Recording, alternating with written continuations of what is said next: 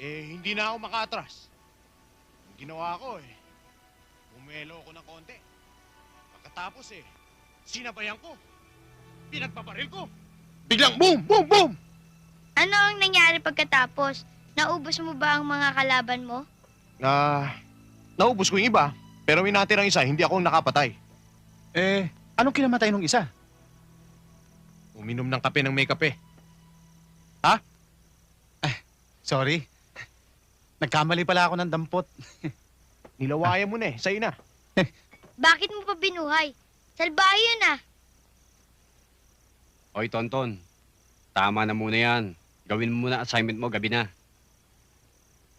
Gusto ko pa magpakwento kay Kuya Reden eh. Baka mapagalitan ka ng Ate Merced mo. Merced. Yung nagtuturo sa provincial school?